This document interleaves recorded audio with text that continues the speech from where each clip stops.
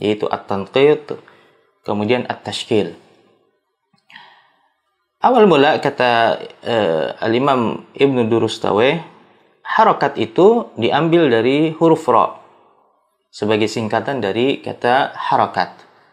Maka huruf ra ini diletakkan di atas huruf sebagai simbol dari fathah, kemudian diletakkan di bawah huruf sebagai simbol dari kasrah.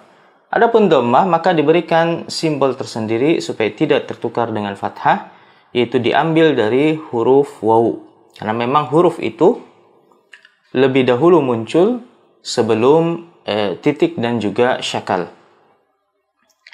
Adapun sukun, maka ia diambil, kata beliau Ibnu Durustawai, dari huruf jim sebagai singkatan dari jazm. Namun ditulisnya tanpa cekungan dan juga tanpa titik. Dan ada juga syakal-syakal yang sifatnya tambahan yang muncul belakangan. Ya, simbol-simbol seperti tanwin, ya, tanwin maka dibuatnya dari double harokat. Ya, misalnya fathah, ya, dibuatnya untuk fathah yang bertanwin dengan fathatain, yaitu 2 fathah. Demikian juga dengan kasrah, ya, menjadi kasratain, dan dhammah menjadi dhammatain. Semuanya ini diambil dari 2 simbol yang sama. Kemudian ada juga penulisan atau simbol hamzah.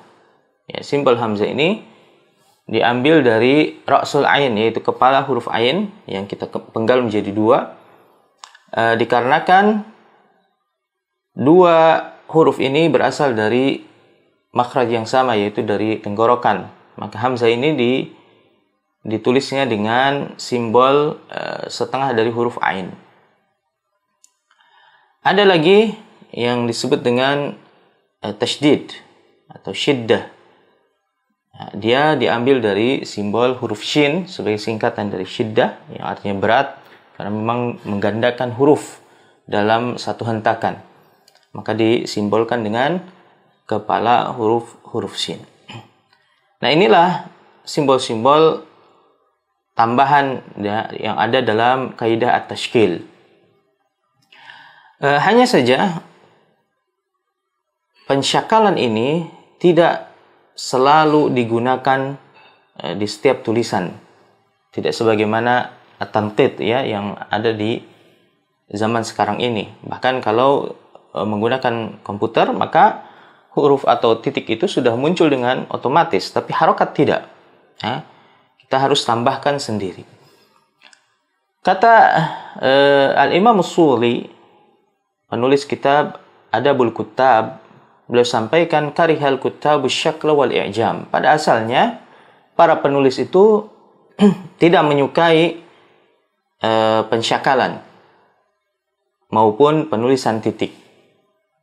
Mengapa? Karena hal tersebut dianggapnya kurang sopan.